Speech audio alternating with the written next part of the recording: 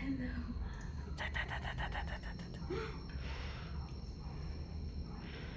Guys, tapos na ang Pasko at New Year.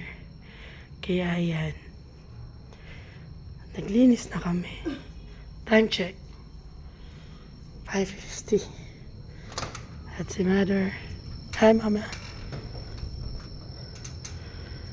Ayun. Kita niyo yun.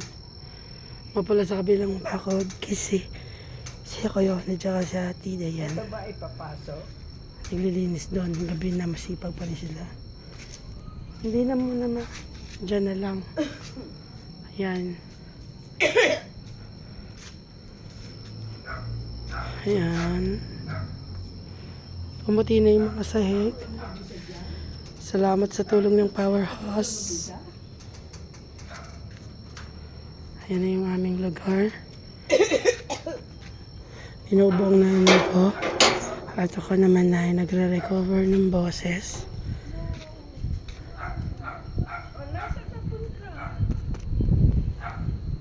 Pinapalong ka eh. Andito lang ma. Hindi kasi ako makakasagot agad. Sobrang hina ng boses ko. Ayan sila.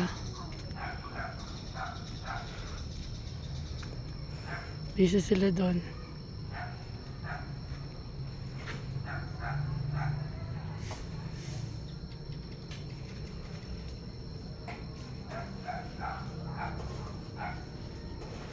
Yan, ganito yung buhay namin dito sa probinsya. Oh my God, are you lying? No. Sa Ate Dayan.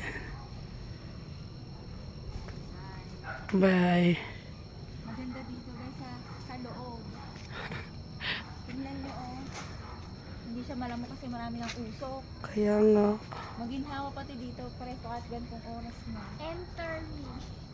Hindi, alabok na kami. Papaipit lang ako. Papausok sila guys para walang lamok. Tingnan nyo yung mga duck. Tuwang-tuwa sila. Maliwanag pati. Abot dito yung ilaw doon sa kabila.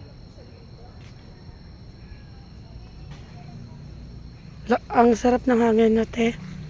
Huh? Oh, ang sarap ng hangin. Oh. Ang lamig. Ano yun? Natalon-talon yung pato. Nakaligo lang yan. Putik yung ano.